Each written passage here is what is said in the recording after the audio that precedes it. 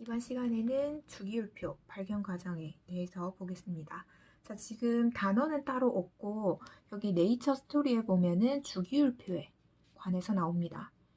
그래서 이거는 중학교 과정보다는 심화 과정이기 때문에 조금 자세하게 다루도록 하겠고, 뒤에 숙제도 보면은 주기율표에 관한 문제가 따로 있습니다. 그래서 주기율표 관한 그 문제를 풀어주시면 됩니다.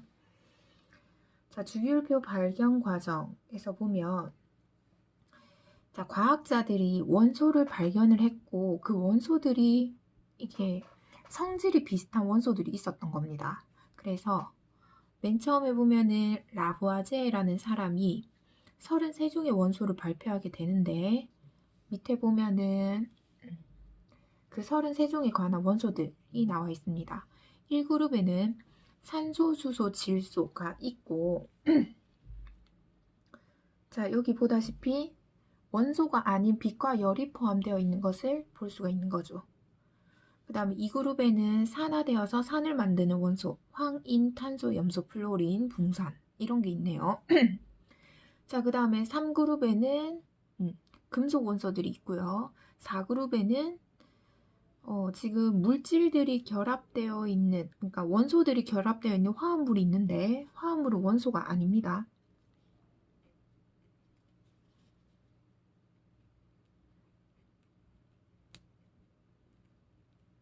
화합물은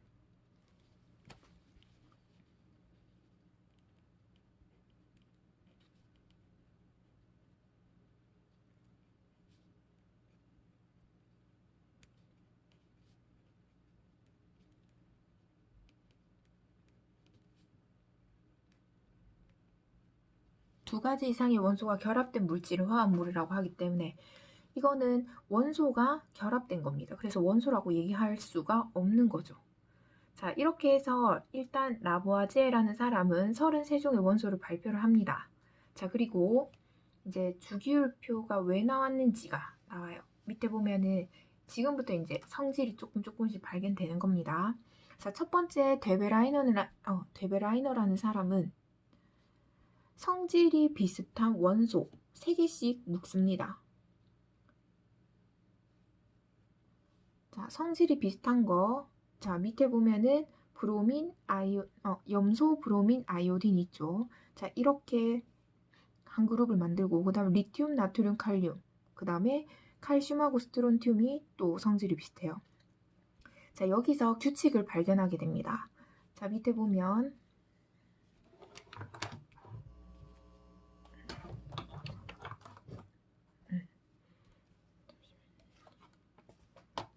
화면이 조금 안 보여가지고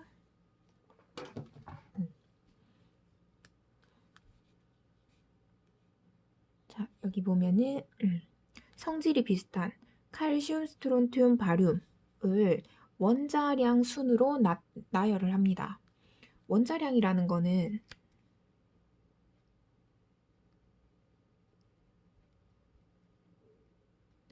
원자의 상대적 질량을 얘기를 해요.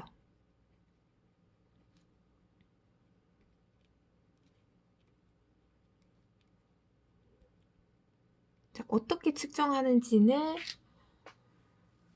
고등부 가서 얘기를 하긴 하는데 일단 뭐 기본적으로 얘기를 하면 탄소를 12로 기준으로 하고 그 탄소랑 나머지 원소들의 상대적 질량을 나타내는 겁니다. 자, 그런 식으로 해서 단위는 없고요. 그래서 원자량이라는 거는 그냥 상대적 질량이라고 생각하시면 돼요. 간단하게. 그렇게 해서 무거운 순서대로 나열을 했습니다.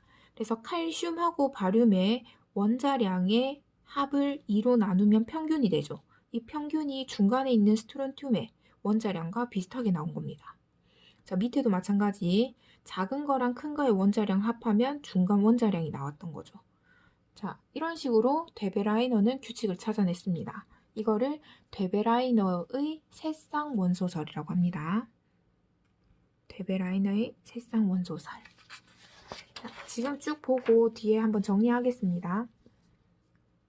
자, 그 다음 사람. 자, 뮬렌즈라는 사람이 있어요.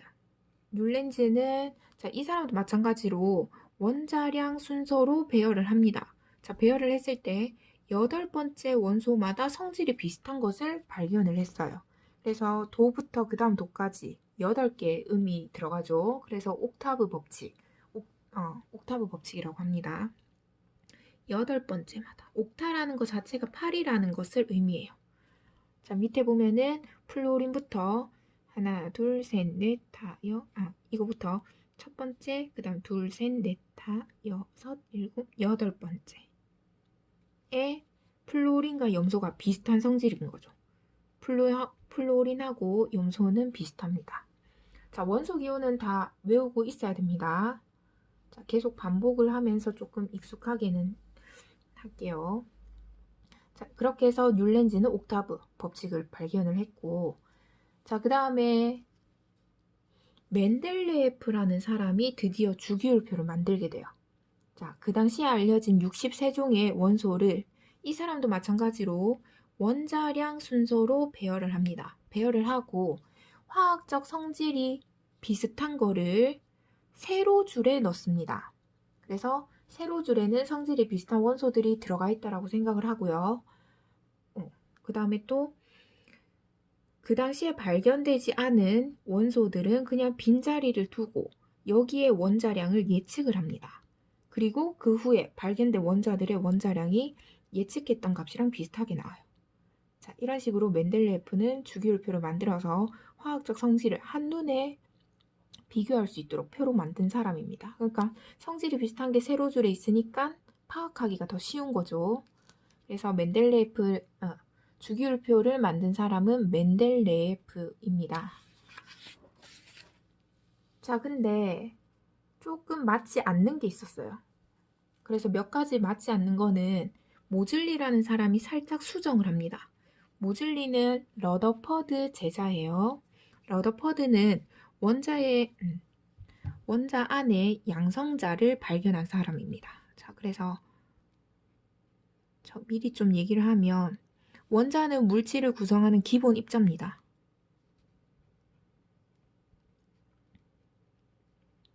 이 원자의 구조를 보면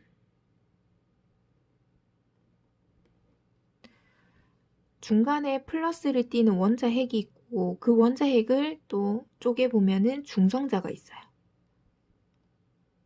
그리고 그 주변에는 마이너스를 띄고 있는 입자가 움직이고 있는 겁니다. 자, 다시 원자는 중심에 원자핵이 있고 플러스를 띄는 원자핵이 있고 원자핵은 또 요게 원자핵입니다. 플러스를 띄는 양성자와 중성자가 뭉쳐 있는 겁니다. 그리고 그 주변에 전자가 돈다고 했죠. 그래서 이 양성자를 발견한 사람이 러더퍼드고 러더퍼드의 제자가 이 모즐리라는 사람이에요. 그냥 편하게 들으시면 돼요. 이거는 지금 내용은 아니니까.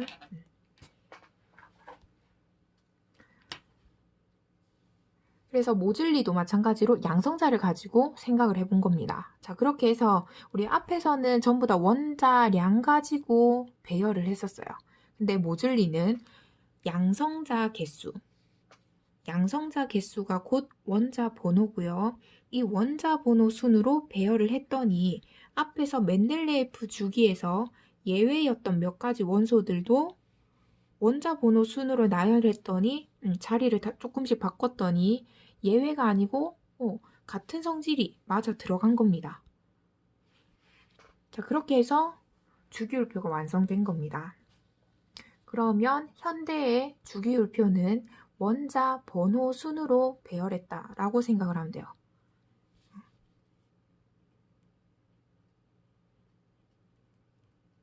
현대 주기율표는 원자 번호 순입니다. 원자 번호는 양성자 개수라고 했어요. 에 따라 나타낸다. 자, 그리고 주기율표를 보면은 현재까지 110여 종이 있어요. 110여 종에서 우리 배웠었죠. 크게 두 가지로 금속 원소하고 비금속 원소로 나누기도 하고 그 다음에 여기 보면 전형 원소라고 있죠. 전형 원소는 그 세로줄마다 성질이 뚜렷한 겁니다. 근데 전이 원소는 성질이 거의 비슷한 거예요. 자, 그래서 이거 전형 원소. 전형 원소는 첫 번째 세로줄, 두 번째 세로줄을 말합니다. 그래서 첫 번째, 두 번째, 그 다음에 12에서 18쪽까지 세로줄을 족이라고 해요. 세로줄을 족. 이렇게 해서 나오는데, 자, 지금 보면은 뭐 s-오비탈, p-오비탈이라고 있는데 이거는 전자들이 돌아다니는 궤도예요. 아까 원자 구조에서는 전자가 있다고 했죠. 자, 지금부터 어려운 내용이니까 그냥 편하게 들으시고 문제에서는 안 나옵니다.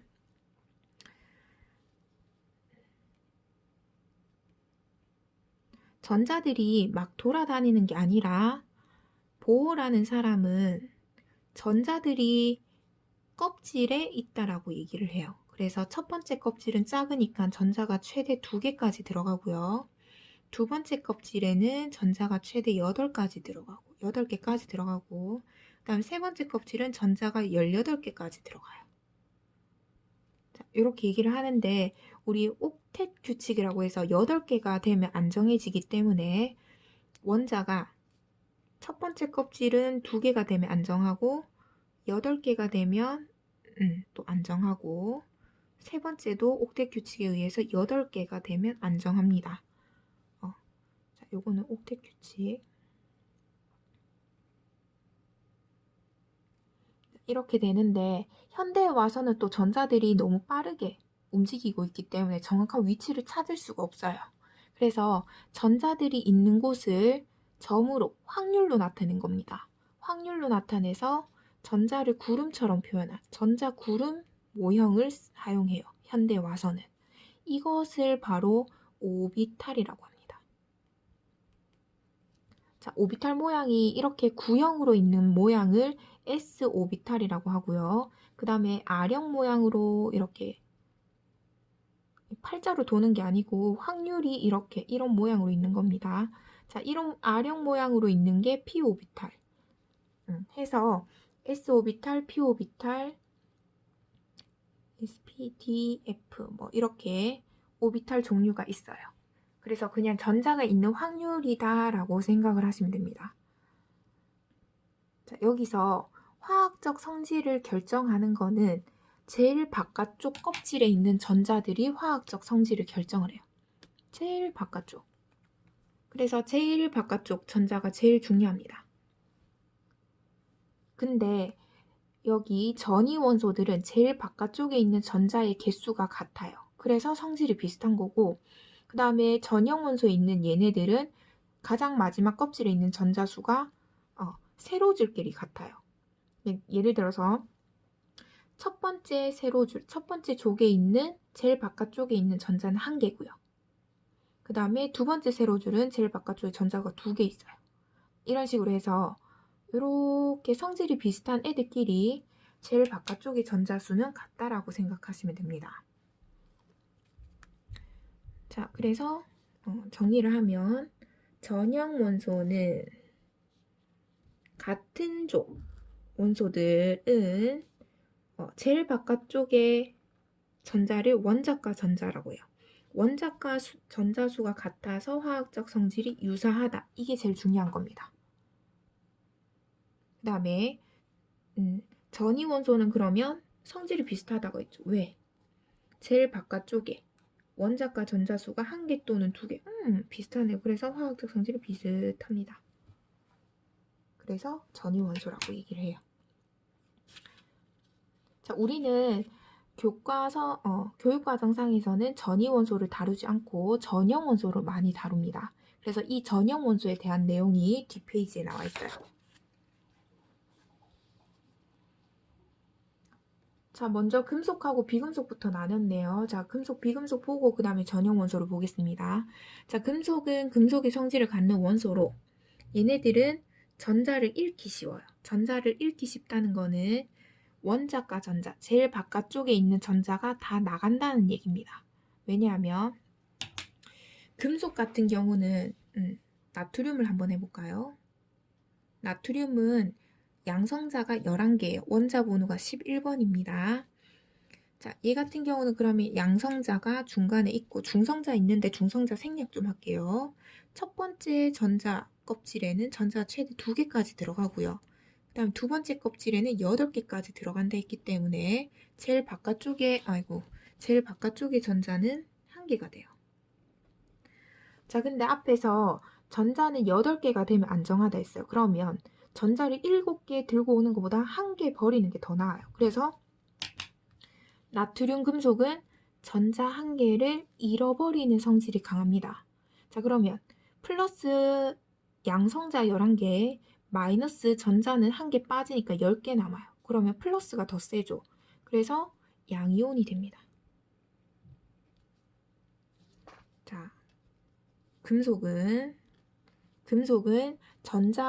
원자과 전자수가 1개, 2개, 3개이기 때문에 8개를 채우기 위해서는 5개, 6개, 7개 가지고 오는 것보다 그냥 1개, 2개, 3개를 버리는 게 나아요. 그래서 전자를 잃기 쉽고 양이온 되기 쉽다 라고 기억하시고, 대부분 금속은 우리가 아는 거 전부 다 고체 상태죠.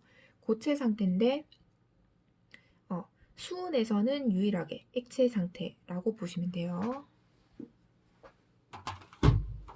자꾸 화면이 어두워져가지고 잠시만요. 됐죠? 좀 낫네요.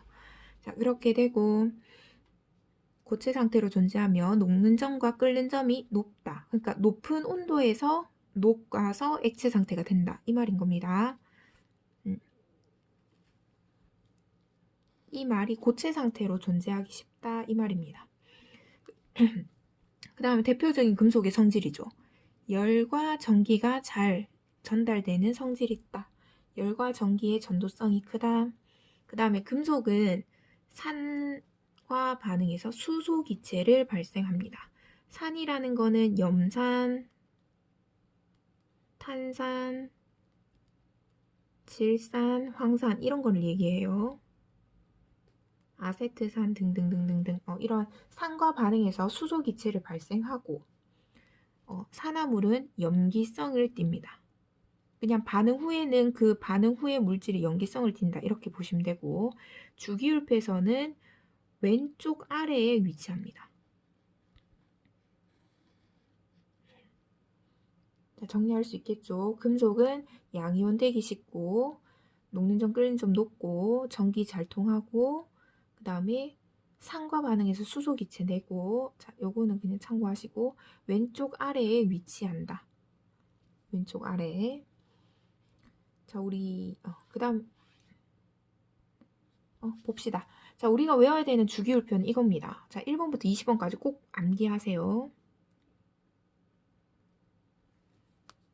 자, 1번부터 20번이라는 거는 원자 번호고, 원자 번호는 양성자수라고 했습니다. 양성자수는 수소가 양성자 1개, 헬륨이 2개, 리튬 3개 이런 식으로 가요. 그래서 양성자에 따라서 이렇게 이름을 붙인 겁니다.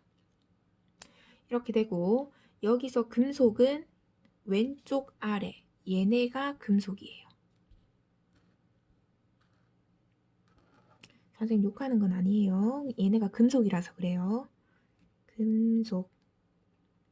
얘네는 비금속.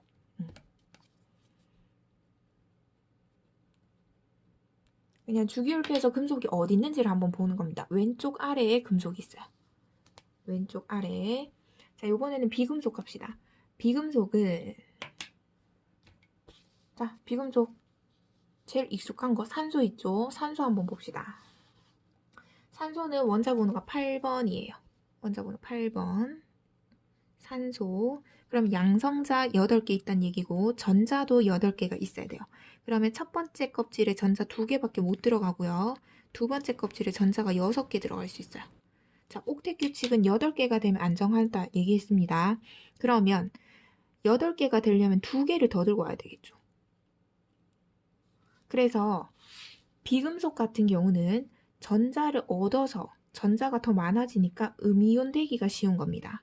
그리고 얘네는 기체 상태로 존재하고요. 끓는 점, 녹는 점이 낮아서 쉽게 끓어요. 쉽게 끓으니까 기체 상태로 존재하겠죠.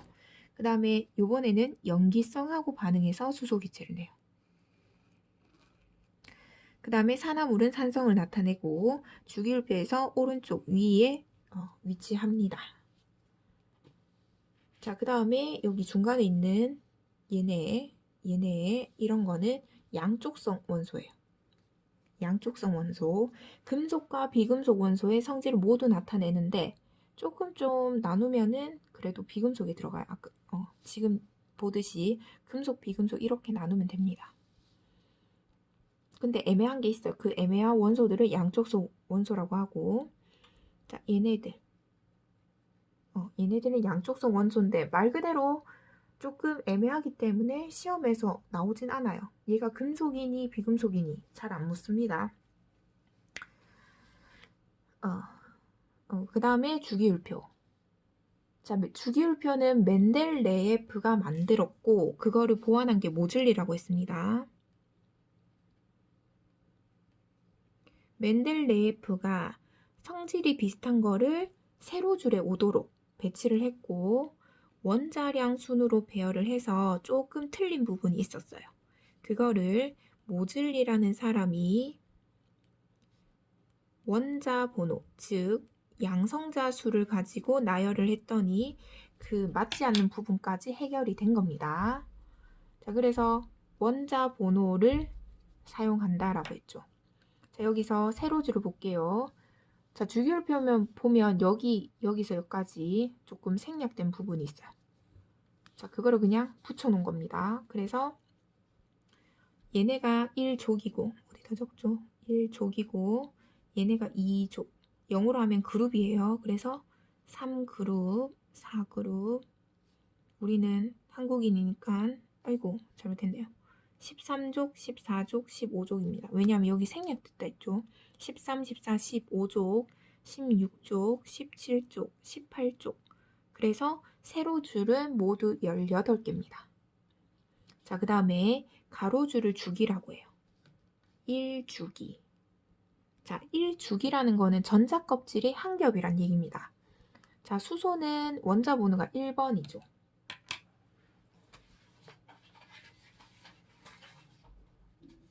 자, 한번 그려볼게요.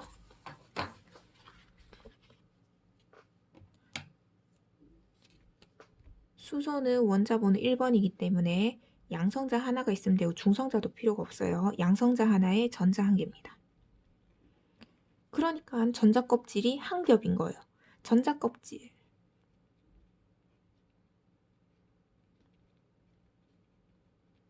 한 개면은 1주기고요. 이 제일 바깥쪽에 있는 전자를 원자가 전자라고 했죠. 원자가 전자는 화학 반응에 참여하는 전자기 때문에 중요합니다.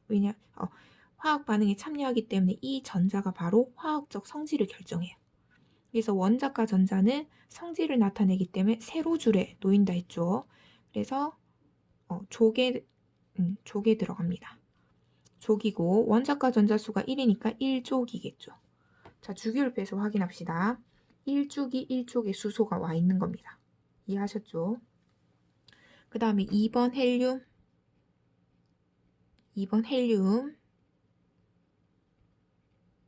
헬륨은 마시면은 목소리가 가볍게 변하는 그 헬륨이죠. 원자 2번이기 때문에 양성자 2개 있고요. 양성자가 2개 있으면 서로 밀어내기 때문에 원자 핵으로 뭉쳐 있지를 못합니다. 그래서 그거를 붙들어 주는 게 중성자예요. 양성자 2개부터는 중성자가 반드시 포함됩니다. 자, 이렇게 뭉쳐서 원자 핵이 되고 양성자가 2개이기 때문에 전자도 2개가 끌려옵니다. 자, 이렇게 있는 게 헬륨 원자예요. 그래서 전자 껍질은 한 겹이죠. 전자 껍질 수 1개. 그럼 얘도 1주기고요. 그 다음에 원자과 전자는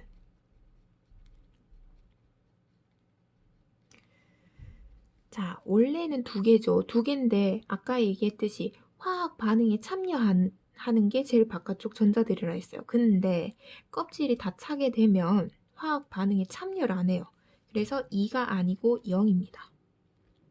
무슨 말이냐면 제일 바깥쪽에 있는 이 18쪽 원소들은 전자 껍질이 다 찼기 때문에 안정한 기체입니다. 그래서 비활성 기체라고 해요. 비활성 기체. 반응이 없다는 겁니다. 반응이 없기 때문에 얘네들은 원자과 전자수가 288이 아니고 0이라고 얘기를 해줘야 돼요.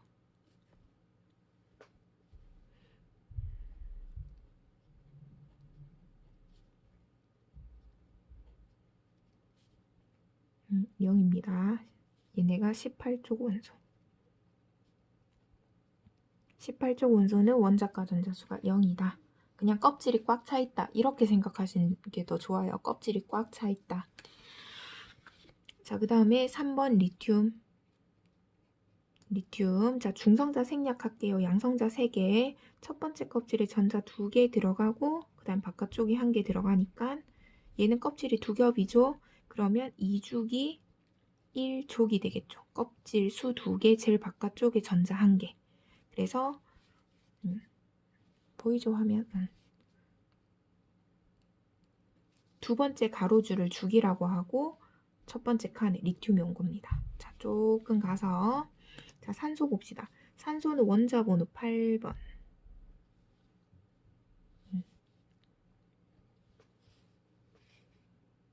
원자 번호 8번. 그러면 양성자 8개. 전자도 8개예요.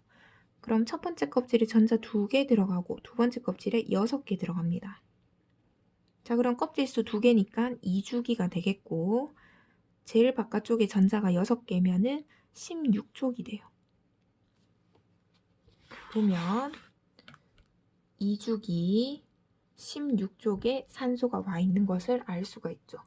그래서 껍질수하고 원자과 전자수를 따지면은 주기율표에 어디 있는지를 알 수가 있는 겁니다.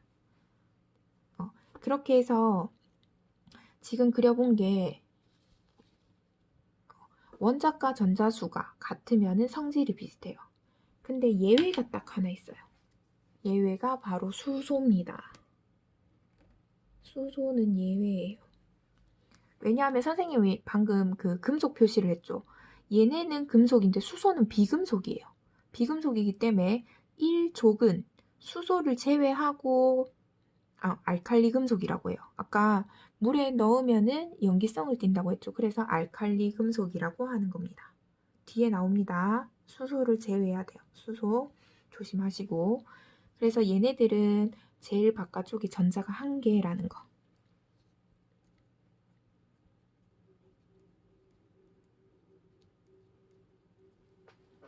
원자과 전자수가 1개, 얘네는 2개, 얘네는 3개, 4개,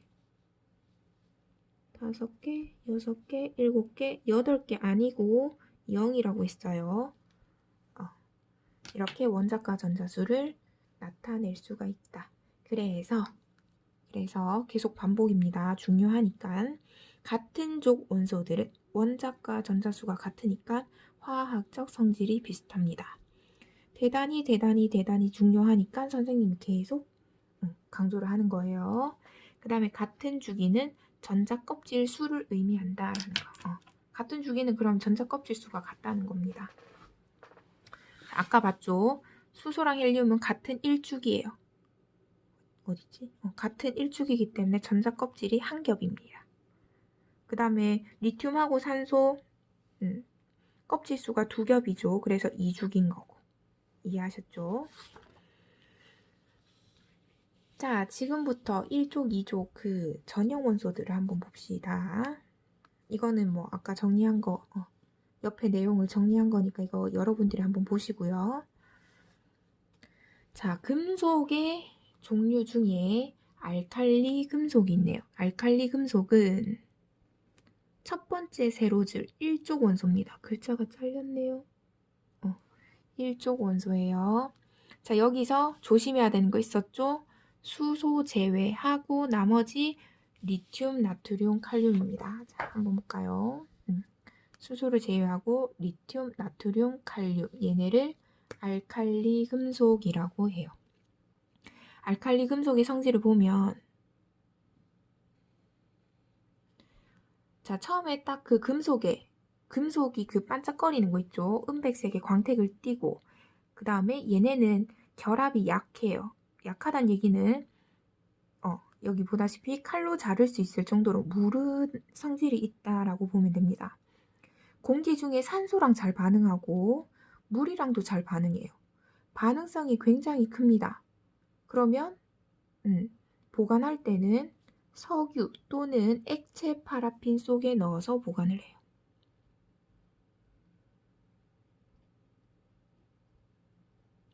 공기 중에 산소랑 수증기 만나면 너무 반응이 잘 일어나니까. 자, 그리고 반응성을 보면 리튬보다는 나트륨이 반응이 더 잘 일어나고요.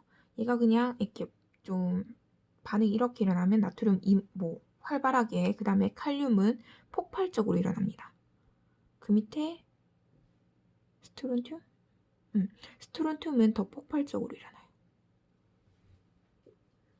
자, 그런 식으로 반응성이 잘 일어난다.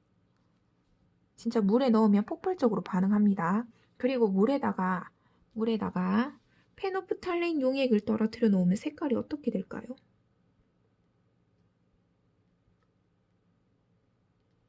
페노프탈렌 수용액은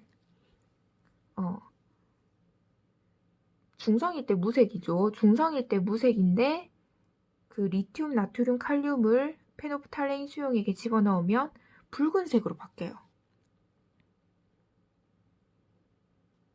무색에서 붉은색으로 바뀐다. 이 말은 알칼리 금속은 물에 넣으면 염기성을 띈다는 얘기입니다.